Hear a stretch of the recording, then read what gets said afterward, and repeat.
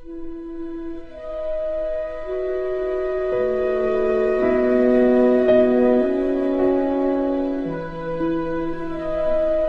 was 19 or 20 years old, maybe 21. My best friend got killed in a car accident, and so I started thinking a lot about what was important in life.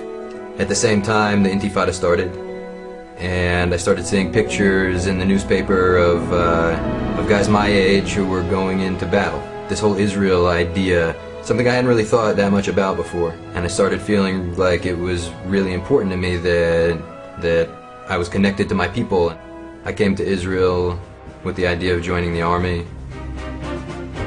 I knew I wanted to go into a special unit, Special Forces of the Paratroopers, that focuses on the Gaza area. Gaza is a very, very dangerous place to operate. Has a lot of people who are very, very violent and would want nothing more than to see a lot of dead Jews. We all knew that we're going into a place that the enemy wants us to come into. We knew that they had booby traps set for us. We knew that they were waiting for us with anti-tank rockets. Gaza is not a place you want to go.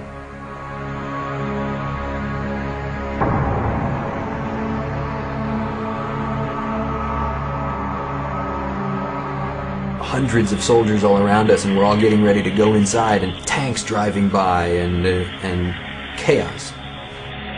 15 minutes, be ready to move out. Have your gear on you, paint your face, everything, you're ready to go. There's this line of soldiers, like as far as you can see, walking toward the border of Gaza. We get up to a certain point, and there's some soldiers standing on either side of the road, and they're asking each person who goes by, do you have your dog tags? I'm like, no, I don't have my dog tags. They write my name down, Ariel Siegelman, equals number 6624. Put one in your boot. Put one in your other boot. Put one around your neck. Because you know what dog tags are for. I gotta have one in one boot, one in the other boot, and one around my neck, because if they find pieces of my body somewhere and they don't know whose body it is, so now hopefully they'll be able to tell, oh, that's number 6624. Then we get to a point right at the fence where they stop us and stand us in a big semicircle, in a chet. Many, many men deep. Huge semicircle, because hundreds of soldiers, all of us with our faces painted. We're all standing there with all of our equipment on, all of our gear. Everybody's brain is buzzing, like trying to figure out what the heck's going on. So they hand us this little card, this laminated card. It says, Tefillah lifnei yetziah lekrav. The prayer for going out to battle. And there's this rabbi standing there in front of all of us, and he yells at the top of his lungs. And he says the psukim, right, like the statements in the Torah that the Kohen Gadol, the high priest, says to the nation before the nation goes off to battle. He says, you are the army of Israel, and you're going to war, but you will not be afraid, because God is going out to war with you. God is going to fight your battle for you. I think I speak for the other guys who were there. All that buzzing, all that like confusion that was going on, it was just like focus. We went into Gaza, and God went into Gaza with us.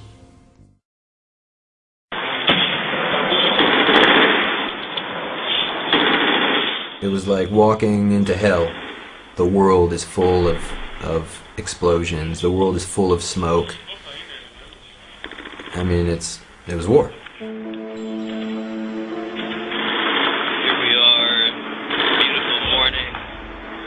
Beautiful downtown Gaza.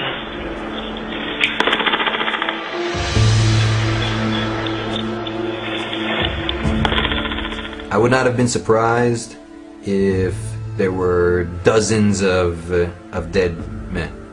And I see a whole bunch of armored personnel carriers and tanks with their hatches open. And I think, like, man, how many guys got it? And as I'm going by, I'm kind of glancing inside to look for the blood. So I see my officer and I ask him, how many of us got hurt? How many people got killed? He said, well, nobody. Nobody got killed. And I'm like, what? And all of that shooting and all of those explosions and all of that stuff that was going on around us, nobody got killed. One guy got injured. A chunk of concrete comes flying out of the house and hits this guy, tears the arm of his uniform, and when I saw the medic taking care of him, he was using a baby wipe. That was the injury in our unit in the Gaza war. When we walked out of Gaza, as the sun peeked up over the horizon, there was this huge double rainbow in the sky with military vehicles, tanks driving by, and there's this euphoric feeling of knowing that, you know, okay, so far, man, I survived. And for a moment, for a couple of minutes, everybody stopped.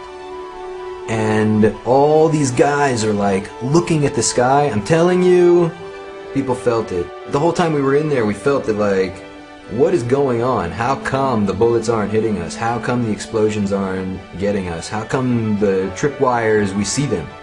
Everyone, how come we find everything? It doesn't seem right. Something's not right here. This rainbow went across the sky. These guys were stopping. They reached their hands to the sky and they're like cheering. I hear guys saying like, he's with us. Hashem itanu. We went into Gaza, and God went into Gaza with us.